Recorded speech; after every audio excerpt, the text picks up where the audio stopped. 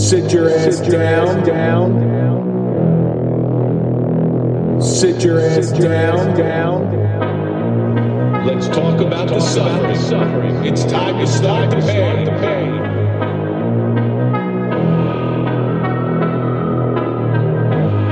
Sit your ass down.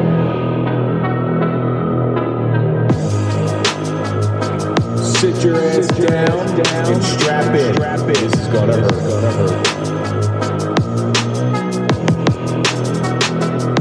This is gonna hurt.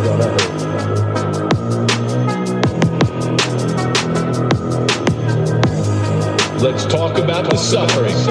It's time to start the pain. This is gonna hurt. It's time for the Suffering Podcast. We're born with a glass that can hold a lifetime of suffering. Time moves on and pieces of our lives begin to fill the glass. One by one, we accumulate sorrow, trauma, loss, anxiety, pain, and so much more. We're stuck in this guessing game to see how much suffering we can handle before we break. Police are born with a glass that appears no different than anyone else's. They accumulate suffering at a different rate than most. The average person will see one, maybe two critical incidents throughout their lifetime. Police on an average 20-year career will see upwards of 800. Now take the worst day you can remember and multiply it by 800. I'm Kevin Donaldson here with Mike Failace, and on this episode of the Suffering Podcast, we sit down and talk about a very important subject to us. It's going to be a subject that's at epidemic levels, that has no sexual orientation, no gender, no race, and we're talking about blue suicide. And we're here with Kathy and Erica. They have a lot of experience in this. This is why we brought you in. But before we get into anything, I want to thank our marquee sponsor. That's Toyota of Hackensack. If you're looking for a car, go to toyotahackensack.com. Let them find you a car. I trust them. Mike trusts them. And I'm telling you right now, Kathy and Erica, you're going to trust them. So if you're looking for a car, go to Toyota of Hackensack. Tell them Kevin sent you. Tell them Kevin. Tell them your friends of the Suffering Podcast. Trust me, they're going to take care of you. And I strongly suggest you do it, because try to find a car these days. Good luck with that. Yeah.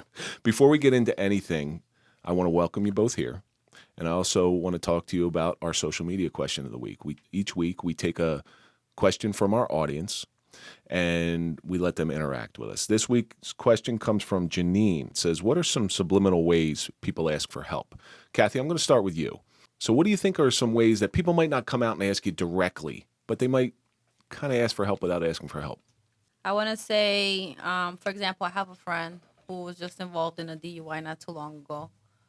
And it always comes back to him because his attitude, he's a little negative.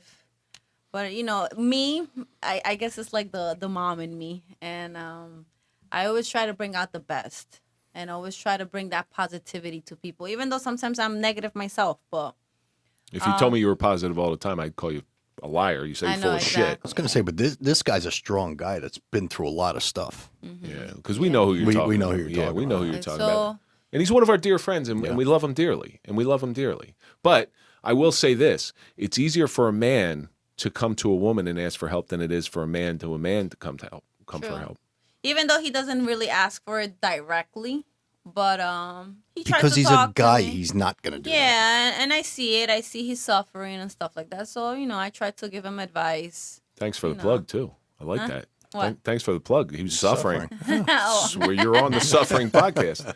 Yeah, but that's good, though. It's good you're a sounding board for somebody. And we all need that in our life. Somebody who we can trust with our innermost feelings. Like, I ain't trusting this guy with my innermost feelings. Bury me. Put it out on social media. Hey, guess what happened to Kevin today? Listen, I'm taking notes. I got some book I'm going to write about the inner workings of Kevin Donaldson. It's going to be an abstract book, though. Erica, I know we've met before, but we've never really spoken. She spoke to me. She just didn't want to talk to you. I don't blame her. I get it. I'd speak to somebody like, hey, come on the Suffering Podcast. Erica, if you had to look at certain ways, you've been to facilities where people need some real help. What do you think are some subliminal ways somebody might ask for help without asking for help? Well, starting with work, I would say that on the job, you notice, the first thing I notice is somebody You're a police sergeant, correct? Yes. Yes. Just being disheveled, somebody unshaven where they used to really care about their looks. A little bit of apathy. Right. Yeah. You notice either weight loss or weight gain. And just the things like Kathy had mentioned, the things they say, they're just much more negative in their comments. Or if they were, it could go either way. I've seen people who just become the clown and are always the life of the party, and those they're suffering the most. And then I also see the ones that used to be funny that now are very dry and like sarcastic. And you can just see everything they say has just a dark tone to it. So it's kind of like the tears of a clown, and then you have those that withdraw. Right. So which one you think you would be? If you were really hurting inside and really suffering, are you the withdrawing or are you the tears of a clown? I've been there, so I withdraw. You withdraw. Yeah, I don't answer the telephone. Or... Can you teach Mike how to withdraw? Absolutely. I'm going through withdrawals. I'm gonna have to charge, but yeah. Hey now, Mike, we've seen so much suffering, and we do reach out to people who are really in crisis, who have asked us directly for help. But what do you think are maybe some subliminal ways somebody might come to you and ask for help? like I said, it change of attitude. It could be something as simple as just like the look on someone's face. You know, you see that look of like someone's just distraught. Like you see it in a dog. Do you ever see like a dog when they get scared? They just have that. Ears back, Yeah. tail down. Yeah, Yeah, you look at body language. Yeah, just check out someone's body language. They, like you said, someone comes into work happy-go-lucky one day, and the next day you just see them getting closer to the ground as the days go on. Even though it's no secret that Mike and I we are family. As much as we break each other's chops, we are family. So Mike is that one person in my life who was my sounding board, who knows a lot more about me than I let out. So we talk more than I ever want to admit. We're not gay yet. But There was that one time. But yeah, but you can't count that. But nobody one was time. watching. We were drinking. We were under the influence. But anyway, so I know from the frequency that we speak, I know behavioral changes in him. I'll see how he's carrying himself or whether he's not communicating. Mike's a withdrawal guy. I know that. I know that right away. We didn't talk all day today. Yeah, I know, because you had shit going on, and I know what was going on. But Mike's a withdrawal guy. So if I don't hear from Mike in a day or two, or a day, I'll call him up. I'm like, and it's real simple, because you don't want to pry. You don't want to make anybody feel uncomfortable. I say, bro, what's going on? You all right? He's like, yeah, I'm good. And usually he'll let it out. He'll say, you know what? I got this going on and I got this going on. But we know each other well enough to do that. For somebody else, again, Mike, I have to give you some credit on this one. It's body language. I look at body language. I look at how your eyes look. People who don't look you in the eye. I'm a big look you in the eye type of person. If they're looking down, I don't really trust people who don't look me in the eye anyway. But that body language is really important. So Janine, thank you so much for sending that one in. Before we go any further, I have to point this out. So our good friend, Charlie Cifarelli, just came out with his book, 14th and 2nd. It's available on Amazon. Charlie, if you don't remember, was on our episode one of our show some time ago. He was the father, I hate to say owner, but he was the father of Star the New York Pitbull. This book, now I would have read this book no matter what, because Charlie's my friend. But I will tell you, I'm about halfway through this book, and you can see here, just so you know I'm not full of shit. This book is second to none. It's probably one of the best books I've read in years. It's got me captivated, and I really do wish it was on audio. It would have been done 3 times already. But yes, go look for this on Amazon. Support our friend Charlie Cifarelli. Yes. Sits on our board of directors for Denna Development Project. So it's a fantastic book. You're going to learn a lot about him, stuff that you don't already know. So we got 2 people, Mike, in here that the names could appear on a marquee above a gentleman's club. Oh, and I hate to say that. We talked about it. Kathy Angel and Erica Blue now appearing on the main stage. See how the ring, it just rolls off the tongue. But I'm not doing that to offend you. You do have very catchy names, and I'm sure that serves you well. Wasn't that your nickname in college, Kevin Blue? It was Kevin Knees. Oh. Oh my God. It was Kevin Knees. So, Kathy, we started with you with a social media question. Erica, I want to start with you. I want you to tell our audience a little bit about yourself. Always the hardest question to ask. Toughest question ever. I'm on the board for Blue Suicide. Moment of silence. And Moment of Silence. Sorry. I'm a little nervous, so bear with me. Don't be nervous. He makes you nervous just because. It's my good looks. Yeah. So I'm a sergeant in a town here in Jersey, and I've been on for 21 years now. 3 years ago, I went to my first rehab in, are we allowed to say the names? You sure if you want to. Florida Unless it was a House. bad experience, and I No, wouldn't Florida do it. House in Florida was my first one. I think I did about 3 months there. And 3 years later, I went to Warrior's Heart in Texas, and I'm back 2 weeks. Now, they tried to get me to go to the Florida House, and they sold a pretty good product. Oh, they sure do. They sold a pretty good Isn't that product. the one that Doc Steph pushes? Yeah, that's it. That's it. It's got a gym and all this stuff.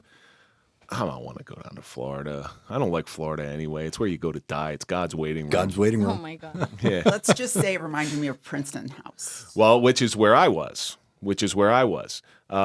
I tell this story very frequently, and I don't know if it's the same across the board, but they feed you really well.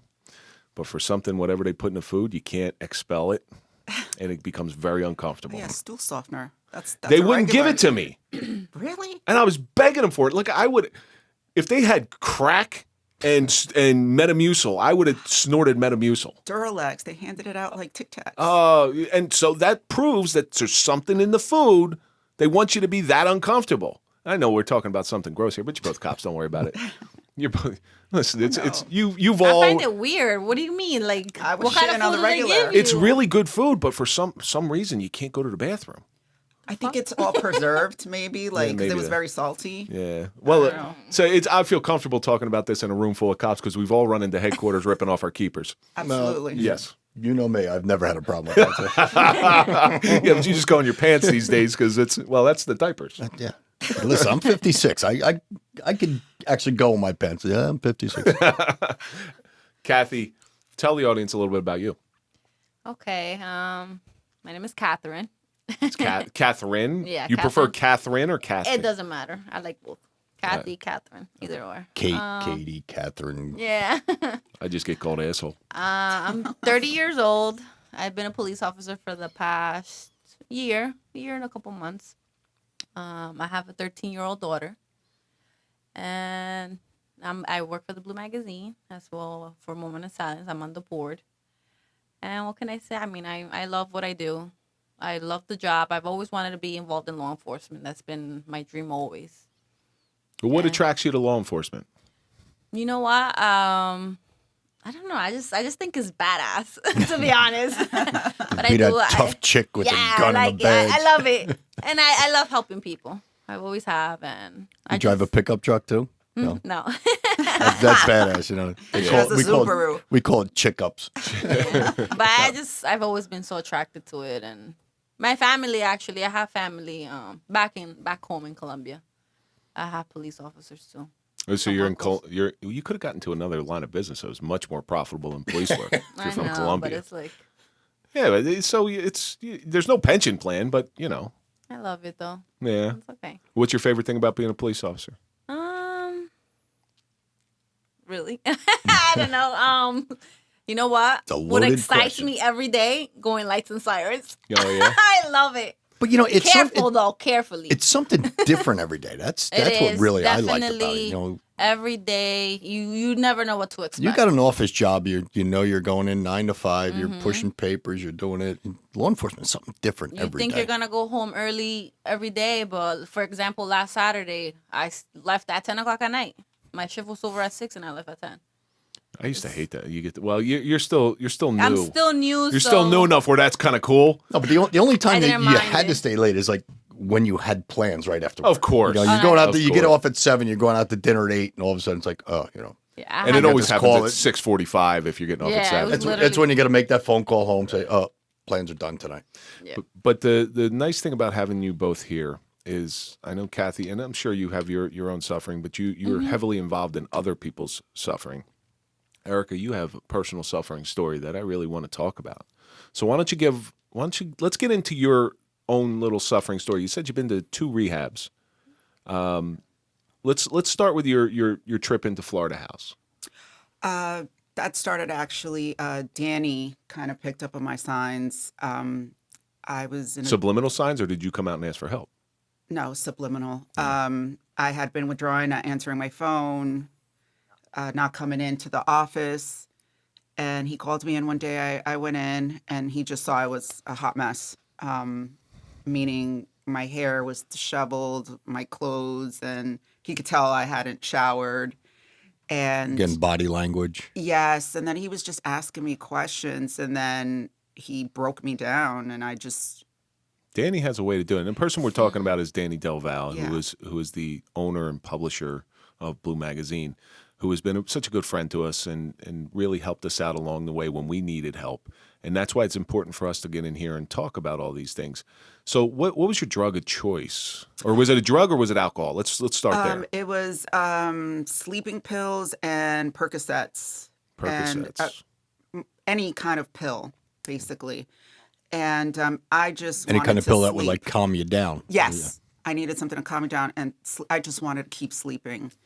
And I had been suicidal before. I was hospitalized in my teenage years. I had my first daughter at 14, and I feel like ever since then, I just had bouts of depression, but I would come back out. Was it like postmenopausal or No, it was Postpartum. postpartum? Oh, postpartum. Postpartum. No, postmenopause. Postpartum. My bad. Thanks, No, Kat. at 14, yeah, no. Only in Zimbabwe do they go through menopause at 14. Or Colombia. Or Sorry. Colombia. I'm sorry. Or Costa Rica. So that's why you fit in so well to Moment of Silence. Yes. Because you know what it's like. And I know what it's like. I don't know if you know too much about my story, but I've been there as well, really bad, especially after my shooting, that the feelings that you're going through, I get them. I'm better. The world's better off without me. Yes. My kids would be better off financially. I'm a burden. But the truth of it is, and we learned this from a very good friend of ours, if you were on the job, every cop seems to think that, well, if I just kill myself, then they'll get 3.5 times 3.5 my salary, times the salary. lifetime benefits and stuff, and it's not true. Right. It's really it's a lie that we tell ourselves. It's the same lies that you're telling yourself with the world's better off without you. The world's not better off without you. Right. The world's better off with you in it. With me for years, I think there was a term somebody said, I think it was called passive suicide. And it's like where I was putting myself in situations all the time where I was in danger. If there was a call and it was a man with a gun or 3 men with a gun, I would be the first one there because I was looking for it. I wanted that. And so I got respect and a reputation at work for being one of the guys and not being afraid. But the truth was, I was doing those things because I wanted something to happen. Almost wishing that Yes, someone shot I would you. go to or- work every day and hope that something crazy would happen and I'd be gone. Well, there was a movie years ago made with Dabney Coleman, and it's called Short Time, and they kind of put a funny spin on it on a very serious subject. His blood work gets screwed up, and he thinks he's dying of some disease, and he's going to be dead in 3 months. But his pension's not going to pay out unless he gets killed in the line of duty. So he ends up doing all this dangerous stuff like you just did, and he always gets these awards because he comes out alive on the other side. So they put a funny spin on it. But I get it. Like, I get it. You figure I always felt, for me, like a big giant coward because I couldn't, So it would be easier for somebody else to do it for me. And that's the thinking behind, Yes. say, suicide by cop, which we deal with all the time. And what was the worst time that ever reared its head? Was then because I remember I've taken up to 5 Percocets and like woken up and it's like, fuck. Didn't I'm work. still Why am I fucking still here? Yeah. And then trying to act normal after, because then you're groggy and you're like not right, and then you're trying to act like you're fine. And that's the point where Danny had seen me, and he made some phone calls right there on the spot, and he got me. It was the day before Christmas. No, it was the 24th. And then he got me on a plane to Florida House on Christmas, the 25th. I was on a plane. It's a depressing way to spend Christmas. Yeah, but That's the reason I didn't go down to Florida House, because I would have been down there for Christmas. we would have been there together, maybe. Yeah, well, I didn't want to leave my kids, to be honest with you. I did not want to leave I my didn't want to kids. leave either. I have 3 daughters. I mean, they're grown, but still, who wants to leave on fucking Christmas? At 14, Kids, hurry I up, hope- open a present. Mommy's got to get on a plane. But that ride down there, I know I drove myself down to Princeton House. What was that trip like? because I'm assuming it's going to be very similar. What was that trip like down to Florida? Well, being honest, since we're open and honest here, I flew down, so I got drunk in the airport. One last hurrah. I just didn't want to be anxious and have that feeling. So my thing is I always want to kill my feelings. So I got there. They didn't do a breathalyzer, which is weird, but they did blood work and everything else. Did you have any pills with you on the flight? No. I was too afraid because I didn't know what to expect. And I was afraid they'd report back to work, you know. So, but when they pick you up, that's when it started to hit me. Like, fuck. Like, I'm going to a rehab center. Like, that's for losers. That's for addicts. Did you get like a claustrophobic That's not me. feeling, like- Yeah, I'm not fucking one of these people. Like, I'm different. Right. You know? Now, Kathy, you watched all this? Were you with Blue Magazine at the time? I remember when it happened, but I didn't really know Erica too much back then. Okay. But I was there. I was in the magazine, but I was just new. Yeah. Yeah, I was What- very new. What were your perceptions of it? Was this the first time you ever seen something like this go down? Yeah. I didn't really know too much about it until like a couple days later that Danny told me, but Really? I wasn't really aware. No. Did it scare you because you're trying to become a police officer at this time? No. I've never been scared. No. Now I know you're lying. No. Because here's how I know you're still lying. wanted it. She tried to she told me. She was like, "Don't do it." I do a lot of these things, but I get really nervous. Do you remember that? Drew, you have that on Yeah, camera? because this is different. You have that? Can we play that back? This is different. Please. No, it's- So I a just- gun doesn't scare you, but cameras do. Yeah. Oh, okay. All right. Or is it this face? Now we know. Now we know the weakness, right? That I dealt with a similar situation in rehab. But a guy came in. Everybody parties one last time. That's one thing I didn't do. I did not party last time. But this guy got so drunk, it took him 3 days. I don't know how much he drank. He was probably a walking 3-0 anyway. But it took him 3 days to come down from the alcohol, and you just smelled it coming out of the room. Anytime they opened up the door, you could smell the alcohol coming out of them. Like, and that was at the point where I'm like, wow, you motherfuckers are real Yeah, alcoholics. that's crazy. Yeah, you guys You're are real drunk. But the pill thing, I get. It's all about numbing. You don't want to feel what you're feeling. You almost want to desensitize yourself to things. There's that point, but there's a threshold that you end up crossing where it's no longer numbing it, it's ending it. I feel like everybody I always say we all have the same devils, just different levels. So you start with that level where you want to numb it, and then you're suppressing everything, you're pushing it down, but then you get to a point where that's not enough, and you just want to go to sleep. Like, surgery excites me. Like, I've had a rotator cuff replacement. I need another one. And I'm excited because I like That's that. such good sleep. That sleep is amazing. And I always tell them, let me sleep longer. And then Colonoscopies. Just go get a colonoscopy. I did have one. Oh, it's great. A couple months ago. Yeah, it's the best sleep ever. She gets one every week now. Just don't eat. I wish. Just don't eat. And then I tell them, look, I'm not going to eat today. I'll be back tomorrow because I love to sleep. But but that prep for the colonoscopy. That's terrible. horrible. That's bad. I could do without that. You That's never bad. had- I wanna- Too No. young. She's too young to even know this. Drew, write that down. That's the next show idea. Colonoscopy prep. Okay? That's a good one. So George Carlin actually put this very similar as your pain and your suffering when it relates to drugs goes on a seesaw. In the beginning, your joy and your suffering, it goes on a seesaw. So in the beginning, drugs or any type of pills, alcohol, whatever it may be, it's very little pain and a lot of joy. And then what happens over time is that seesaw starts to turn. It starts to turn.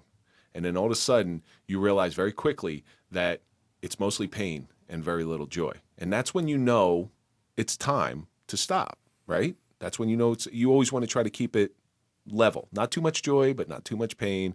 And I think we've all gone too far at that at some point in our lives. Now, Kathy, you've seen this stuff. Does it sort of keep you away from the bad behavior? Or do you still exhibit the bad behavior? I don't know. No, I guess you could say that I learn from it. I see other people's experiences. So I kind of know what to expect. And I see it more, actually, like people at work. I see the signs. I see the way they express themselves, their negativity. So I guess it helps me. I guess you could say that I've been lucky I guess, to be here and to see it from its roots.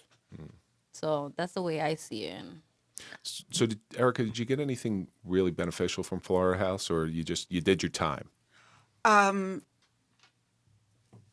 I did get some tools in Florida House. They have a first responders program, so I got more from the people in there, meaning the other addicts. How about from a suicide perspective? Did you get any tools in there about that? I got tools on how to like be in the present and ground and try to snap my way out of it, like wake up from the funk. But I don't feel that I understood why. That I think I gained at Warrior's Heart. It was two different programs. They were both good in their own way. But I feel that Warrior's Heart was more beneficial to me understanding my own mind and feelings. So you went, there was 3 years between your two Yes. rehabs? Yes. So you get out. I guess I'm assuming you relapsed. Yes. That's what I was going to say. What pushed you to go to Warrior's Heart? Was it a relapse or was it? What pushed me there, I think, honestly, is like issues at work, issues in my marriage, me not working the program, not going to meetings, not going to my therapist anymore, not taking my medications religiously. And Well, you especially need to read this book. This 14, I would love 14 to. and second. I'm going to tell you why. Because Charlie was when he moved to Nebraska, he became a corrections officer. That's sort of how we're tied in to him very closely. But Charlie was an addict when he was younger.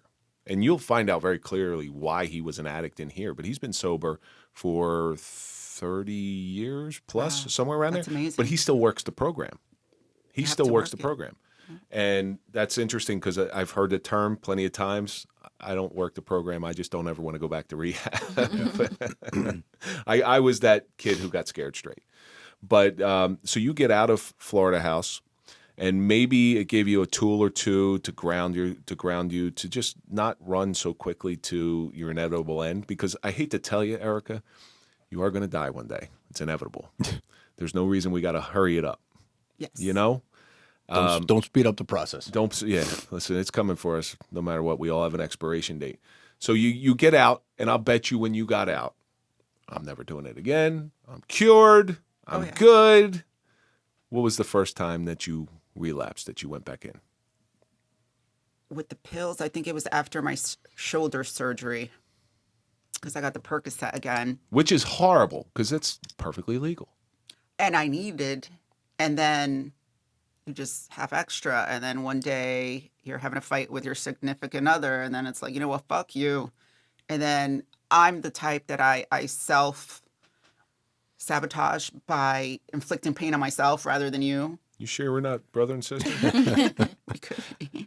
And then I'll take pills, like, you know what, fuck you, so I'm gonna take 5 and, hurt myself, basically. You got to wash it down with some liquor, too, if you really want to go full bore. Oh, I have. How does this make you feel? I'll take 5 Percocet. I hope you're happy now. Yeah, Like you said, yeah. it's self-sabotaging And it's yourself. like, I just don't want to feel this. And then I'm in La La Land and I'm happy. I'm listening to music and I'm sleeping. And But then the problem with those painkillers, because I got hooked on it after shoulder surgery. I got 3 months, and he said, take it as prescribed. So that's what I did. I listened to the friggin' doctor, and I took it as prescribed. And next thing you know, I'm like, well, I got to get back to work, so I better get off this stuff. And I try to just stop cold turkey because we're cops, so we're idiots.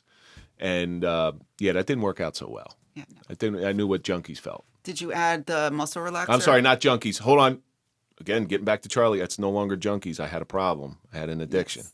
So And then you add the muscle relaxer here. mine was Klonopin and alcohol because I became a real cheap date. Yeah, no. Yeah, which is really super dangerous, just so you know. Please do not do that. Klonopin intensifies alcohol. So 2-3 Klonopin, I drank half as much. Cheap date. I am a cheap date. 5 Klonopin and some alcohol, I was a really cheap date. And if I really wanted to go full bore, that's when the handful came in. And that was one attempt. That was Gotcha. one attempt. Yeah. So you get out, you relapse with after shoulder surgery. I know there's addicts that will never take painkillers again. and they'll just live with the pain. Because when you get off those, and that's something I wanted to talk to you about, 'cause especially with painkillers, when you did finally stop, how bad did it hurt? Honestly, it didn't hurt me that much because they were supplementing me at Florida House with something else. I don't remember what it was, but I didn't feel it. And also, I was in the environment with Gen Pop, so I was watching my back all the time. My hypervigilance kicked up. So I feel like that numbed the feelings also. And then I was so angry that I was there because it was a locked facility and I didn't know that till I got there. So the rage is my go-to. So me flipping my bed and throwing shoes at the staff, that got me over that hump of feeling, I guess, the detox off the pills. Because I So remember, you were a model patient then. Oh, they loved Flipping me. your bed, throwing shoes, and Yeah, I was a mess. I remember coming off of them and your pain receptors awaken. And that the pain, it's just like, oh God, everything hurts. But I did something similar when I went to, I forget where it was, but I know it was St. Clair's in Denville. So I went to the psych ward. It was after an attempt, and then security. All I wanted to do was get some sleep, so I closed the curtain. Well, you can't close the curtain, and they kept coming and opening up. And the lights would shine in my eyes, and then I become real belligerent. And then there's security guards that start surrounding me. And I start laying into these security guards. You rent-a-cop motherfuckers. Square Look at you, badge. Square badge, you piece of shit. You can't get a real job. I was really mean to these people. Oh, to yeah. the point where I had to go back and, after I cleaned up, I went back and apologized. I'm like, look, I'm so sorry. I'm so sorry. But that's what it does. Yes. We're sitting here as four rational individuals, and we're see, putting. thank God he went back and apologized, because that's now how he lives in the psych ward, because that's where he actually lives. Yeah, because now. I'm around him too much. He's just like on release today. They let me out like once a week. You get a pass. I get a pass. But we're rationalizing totally irrational behavior because we're removed from it. So that. But it's real. It's going on to people every day out Yeah, there. it you know? is. Because you make your own reality at that point. And that's kind of what you did. So walk us down the path. You had a 3-year process. It started. How soon after you get out of Florida House did you start taking pills again? 2 years. Oh, so you had a 2-year run. Was it Yeah. difficult at any time? Did you almost slip? No, because I still drank here and there socially. But if I did take a pill, like you said, after that, right? I remember taking a pill at the boxing match. Oh yeah. I had taken a pill and then I had literally 2 drinks, I feel like, and I was falling all over the place. So I would tell myself, never drink when I'm out. You know what I Okay. mean? Or don't take a pill with drinking. With drinking. So I would make deals with myself. Like, all right, you could take a pill tonight if you don't drink. Or you could drink tonight if you don't take a Yeah. pill. Vice versa. Yeah. Like making those deals because remember, I'm not an addict. To No, me, no. But addicts are real good at justifying their behavior. They're Yeah. really good. Well, I only do this. I'm only going to drink tonight. I can handle this. I'm only going to do this once. Well, once turns into twice, so forth and so on, and which ends you into Warrior's Heart. Right. Warrior's Heart was Brad. You know, he had noticed my behavior at. We did a commercial The or video? something. The video. And- That's okay, Mike video and I that were we were involved. up there. Yeah. Yeah. They cut Mike out of I it. think I asked you guys if you wanted something to drink that day. Like I know I like asked drink Brad, drink? Yeah, and Brad was like, "We don't drink." And I was like, "Okay." Oh, gee, thanks, Brad. Speak for me. Good You job. didn't ask me. I would have taken one. Yeah. So, I think one day I was on a couple pills, and I think I was drinking, and I forgot how it happened. It's a blur, but we were talking on the phone, and then the next day he was calling me, and I wouldn't answer because now I'm okay, so I don't need to. You're in the beginning of the video too. Yeah, isn't Yeah. that crazy? Yeah. And then he came to my house. I don't know. He must have asked Danny where I live. I don't know how he knew where I live. Now, if people don't know Brad, he's like 6'6". He's a mountain of a man. I don't know what, like 6'6", 350 my pounds. He's Solid. taller than 6'6". So I had only seen him that one day at the shoot, and he comes knocking on my door.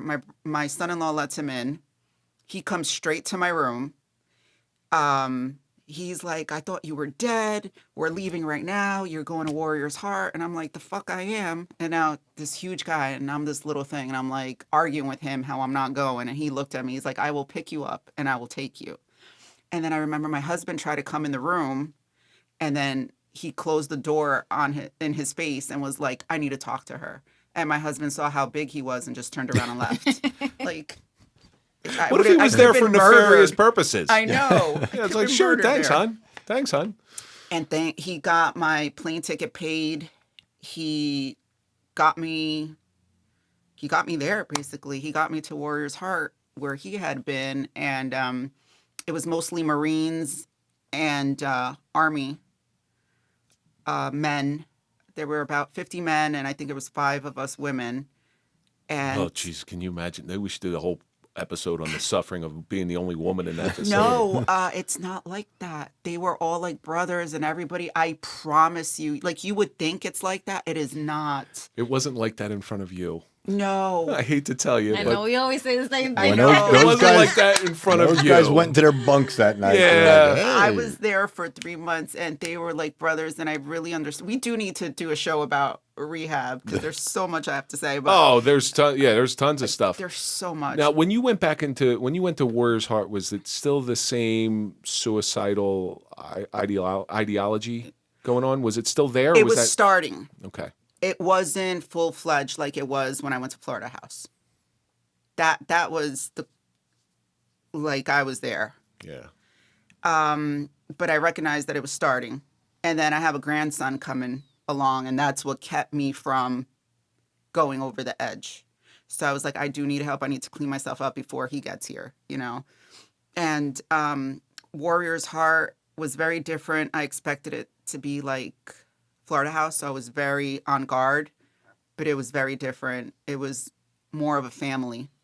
You know, speaking of that, we deal a lot with mental health on this program. That's basically the Suffering Podcast. If you're going to break it down to its most basic elements, it's mental health. But something that goes hand in hand with mental health is your physical health. And we just want everybody to take a look at X Bodies. So going hand in hand with mental health is physical health. Go over to X Body in Wayne. They'll do things like the IV infusions. They'll do testosterone therapy. They'll do gut checks. They'll do bone density. They'll do physical therapy. Things to get your body in shape so you can start focusing on your mind. So go ahead and take a look at X Body. Follow us on Instagram. We'll put a link to our show notes.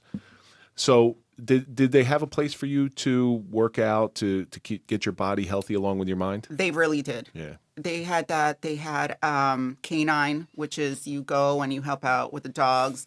You help to train them. Dog therapy. Nice. And they- I like Dog that. therapy is good. It's amazing. And then they get adopted out by warriors, people who are there or people who need service dogs. And they're certified. Like combat veterans. And Exactly. And you're involved with that process. And if you chose to do that, you can purchase the dog as well. Really? If you get attached to a certain dog. I would take home every I dog. would Yeah, take home me too. everyone. All Exactly. of them. I'd take home They're every dog. amazing. And what's great is like, let's say you started flipping out because he stole your candy bar. I flip out on him all the time. Don't worry They about would bring the dog to your dog that you've been working with to you to calm you down. it. So if you get nervous in here, just flip out on Mike. He'll take it. Who are you Give going me- to bring in here to calm me down? I'll give you a candy bar. Don't worry about it. It'll all work out in the end. But that's great though, because it's a facility where you felt accepted, and I'm telling you right now, the guys had things going on in their mind. We're guys. It's just gonna happen. I hated it at first because there were only 5 cops there. There was 5 cops and then 5 women, but the women were all in the Army or various branches of, and it was mostly Marines. So they kept talking their jargon, and I felt completely lost. Yeah, I you have didn't wanna nothing be in there. common at that point. Yes, and now I know how people feel when we're all around talking our 10 codes and whatnot. They don't understand what we're saying. Well, But for the first time, I've been retired for like almost 9 years, so I am now more civilian than cop, and I translate for people. oh, there you go. Yeah, I'm a translator. But for the first time, I see how people feel when that's happening, you know? But, I bet you it changed your bedside manner. I was on my police P's and Q's. work. For police work. You know what it's like to be in a locked facility. Over there? Absolutely. Because I would say, well, there is a heroin addict. I would never be friends with a heroin addict. They're addicts. That's who I arrest. And I ended up becoming friends with a heroin addict, a very close friend. And she is the smartest woman I've ever met in my life. Really. Conniving. She could get what she wants. Most but of them are. smart. And then it Any changed woman my can views. get whatever they want. Stop with that. Any woman. They got this magical power over all Yeah, guys. And they this don't one. realize Yeah. it. Yeah. But that's great. So you get out, you do the program. Forget it. What's changed? What changed is that it changed me in the way that I don't judge people anymore, because that, as they say, addict, I don't want to say crackhead, in the street that I used to look at and feel a certain way about, a judgmental way. Look now down I'm on 'em. like, I could have the same problem they have. And I just thank God, by the grace of God, I'm in this position and not that position. You're one step away. Just going to say the same Exactly. thing. We're all one step One away at any domestic point. away Yeah. from losing your job. Now, do you don't live in the town you work in? Hell no. Okay, because I live in the town I work in now. So, and I deal with the police a lot with You my don't current shit job. where you eat. What is wrong with you? Yeah, well, no. I wasn't a cop. I wasn't a cop in the town I live in now, but I work in the town I live in now, and the cops have been to my house a couple times when I was tying it on, and my belligerent self just drank right in front of them. I'm like, yeah, what are you going to do about it? What are you going to do about it? I lived in the town I worked in. I used to walk to work every day. I lived a half a block from headquarters. Oh, Jesus. It was terrible. So how did you both, Convenient, but terrible. how did you both get involved in Moment of Silence? So for those of you who don't know, Moment of Silence, it works on blue suicide. We work to erase this epidemic. All right, because at one time we all get down on yourself, and if the normal person is lost to suicide, because it's not commit suicide, we lose each other to suicide.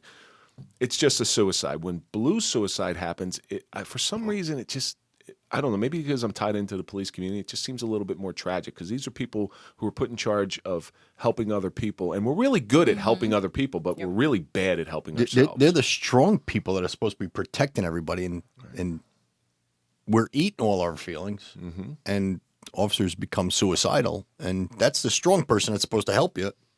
Meanwhile, they're not helping themselves. So, Kathy, give us a window, and I'm sure you've spoken to enough people who have tried it. Okay. Give us a window into what the mindset is of an officer who is contemplating suicide. Oh man, I have heard so many stories. I don't even know where to begin. I mean, everybody, the person you least expect is probably going through something that you don't even know. Like, for example, Erica. Erica's the perfect example. When I first met her, I've never in a million years would I have thought that, she was suffering deep inside. And we all have guns, too, which makes it real easy. Which makes it easier. Yeah. Because the other ones are usually just attempts. Yeah, they're just attempts. Well, the gun part, to me, all I kept thinking is my kids are going to have to clean this up. You're very fortunate. I'm going to tell you why you're very fortunate, because you had that forethought. Because when my gun went in my mouth, I was in my house. I was downstairs while everybody was upstairs sleeping, thinking, same thoughts. They're better off without me. I never once thought about that. Who did we have on the show? I think it was the sniper. Oh God, When he said he wants to be courteous, so he goes out and gets a shower curtain. He gets a shower curtain because he didn't want to make the room a mess after. my Well, God. no, his plan was to go get a shower curtain and a bottle of Jack Daniels, and he was going to drink, and then he was going to do it. But he got the bottle of Jack Daniels and forgot the shower curtain, so he didn't do it. Yeah, like that was his thing. That was why he didn't do it. So yeah, that's Steve. We can't say Steve's last name, but Steve the sniper. Steve the sniper, right? Wow. But yeah, so you be courteous. But I didn't have that forethought. You're fortunate that you had it. I think if we took a poll of how many officers tasted their gun, it'd be more than 90%. I still remember it. That's so scary. I still remember what I it think tastes people like. don't admit it, but if you got in a room and really got down to people who don't give a fuck what anybody else thinks, and we talked about our fucking feelings raw and out there, they would admit it that they've tasted it at some point in their career.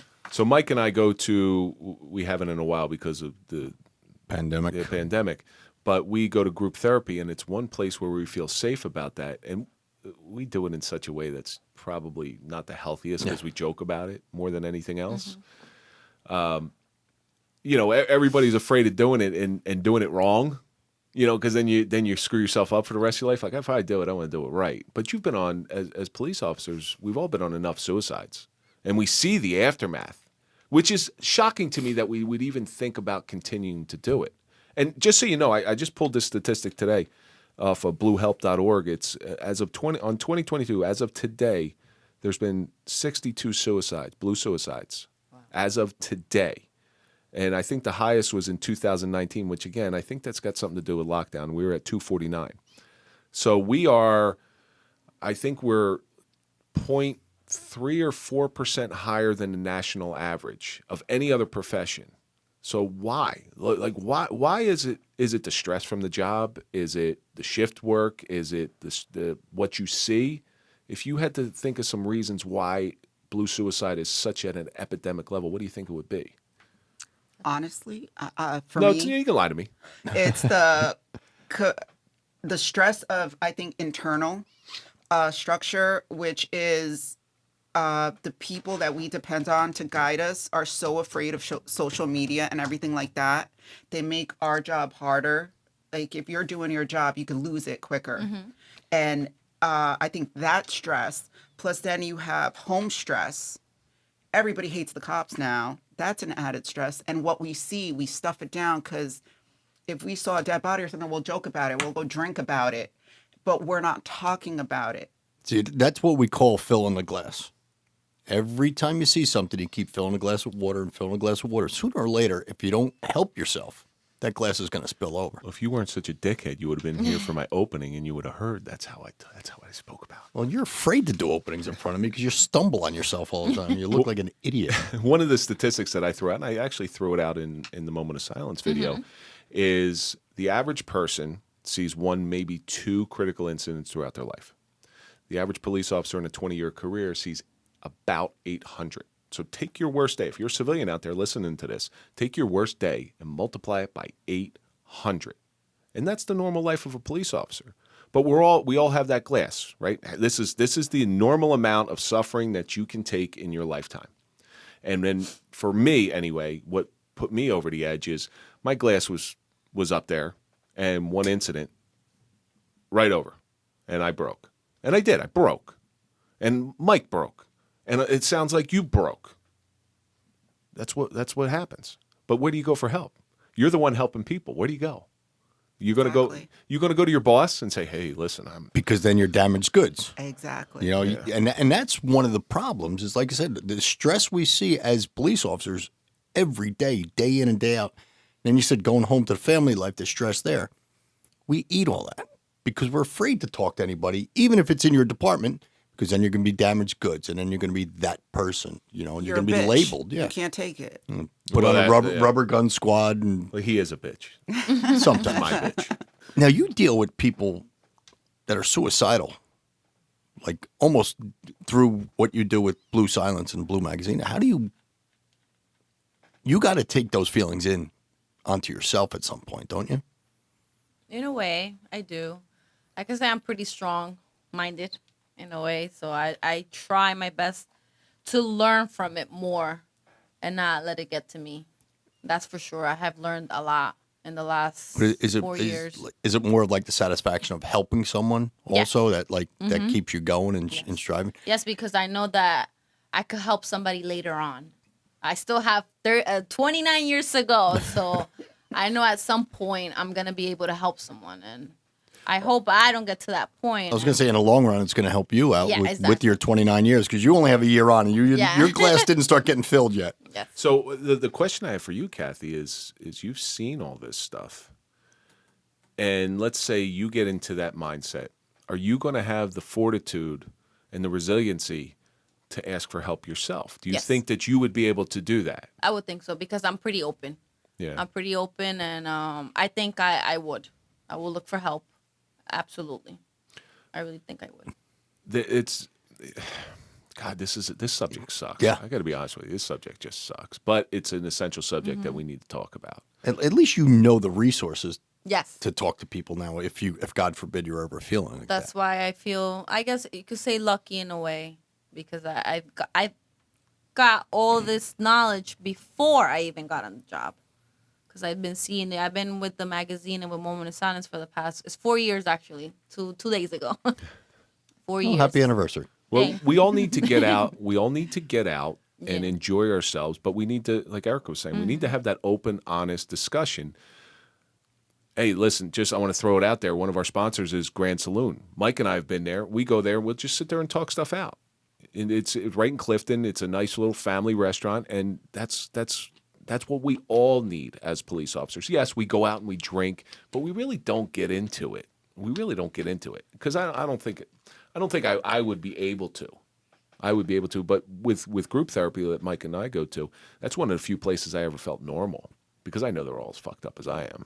Maybe I was a little bit more fucked up. Everybody's fucked Now, up. when you were going through your problems, did you talk to any of the, like, state police or state PBA psych doctors or anything like that? Absolutely not. You wouldn't kept No, your 'cause department totally then- out of it? Totally out of it. Because you just have to tell them you're out sick and you're going for help. You don't have to give them the whole reason for it. Well, you're in a department. You're in an anomaly. So I know the department you're in. It's large and it's got some perks when it comes to sick time. The smaller departments who don't have that luxury, who can't hide. Yeah. In a large department, it's one of the benefits of working in a larger department because as long as you're not first and you're not last, you can sort of hang out in the middle Yes. there and not be seen. With a smaller department like Mike and I were involved in, there's no hiding. Yeah. If you got to take some sick time off, you're causing overtime, and now that's going to cause some shit. But that's the thing with Moment of Silence, that we want to bring it to the forefront where the people that are in charge there in those small departments can make it okay. And that's the thing. It's the good old boys mentality where you suck it up and that's it. It's contributing to the suicide rates. Rub some dirt on it. Those So- days are, like I said, these Right. departments don't, I don't want to say they don't care about mental health, but they don't put enough emphasis on mental health. Like I said, you're just labeled as damaged goods. You went to your chief, said, I'm having some issues mentally now. Now you're that damaged goods, and that's not how it should be. And that's what we need to shouldn't. change the infrastructure so that our younger generation doesn't have to suffer. Like if you go to a horrific scene, give me the day off. Give me time off right after a suicide. I got to go to a domestic. I got to go to a casualty and an MBA. Like give me a break So how do we change it? by doing what you're doing, getting it out there, and hopefully our chiefs will see this and take it seriously and care enough about their men and women that they want to keep everybody safe and not Very make few it, of them do. and not make it such a, I don't want to say a closet thing, but like to be ashamed. Don't ask, don't tell kind of thing with suicide. The Chiefs may see you as a liability. Once You know you what do I'm saying? that, Yeah. Yes. You're a liability, and the Chiefs don't want to. But they need to realize that They- that's they what's need to causing realize the it, yeah. suicides. yeah, That's so horrible. And do they want that body on their conscience? Exactly. they don't care. I can't say all of them. I won't say all of them because that's overgeneralization. But I know a lot of them. I know a lot of them that really don't care. They're less concerned with safety and more concerned with liability, like Mike said. And that's a sin. But there's programs out there. Moment of Silence. Give me a window in how you would help somebody get through these horrible thoughts. With Moment of Silence, well, obviously, so Blue Suicide comes into it. Blue Suicide is within Moment of Silence, but it's its own separate entity. And pretty much what we do is that we try to help you. And if we can't help you, we'll find somebody that can help you. That's a Henry Ford thing. I don't know all the answers, but I know where to find them. Yes. So that's what we're all about. And we've been trying to get the word more out there, doing different, now with the video that we just released not too long ago, the film that we did. We put it on YouTube, and we just want to spread the word, say it's okay not to be okay. I was going to lose everything. I lost my purpose to live. I felt hopeless and paranoid. I wanted to get shot in the head and die. I had my gun in my mouth. And just like that, I was in a real dark place. Nobody understood. I'm a cop. I was ashamed. I felt weak, insignificant, empty. Everyone was just better off without me. Nothing, no one could make it better. And then, just like that, I was in a dark place.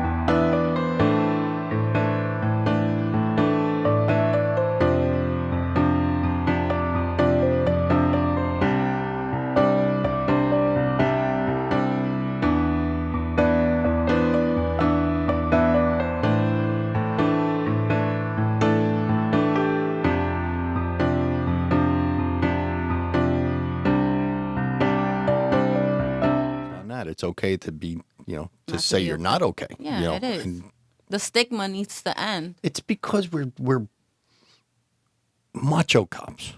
Even females. I don't think they're macho. No, I'm saying females in law enforcement. It's.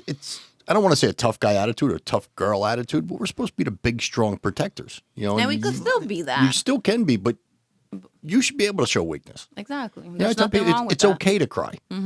We're human beings. There's nothing wrong with I that. never cry. I do it in my room. Go but- outside. I'll make you cry.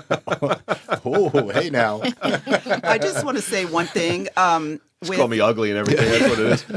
With Blue Suicide, if you contact us, if you're feeling like you want to go to rehab and you are afraid of your department, come to me personally, come to us, and we will find a way. I'll fucking tell your department you have an eating disorder, you're a sex addict, something. It's all confidential when they go there. Yeah, other than, you Yeah. know, opiates and alcoholism, so you're not labeled, because it's more well received if you are a sex addict or a gambler than it is if you're an alcoholic. By far. So we will fucking find a way, find a loophole, and we will get you the help you need. I've given out my Absolutely. personal email on air plenty of times, and I'll do it again because I'm stupid sometimes.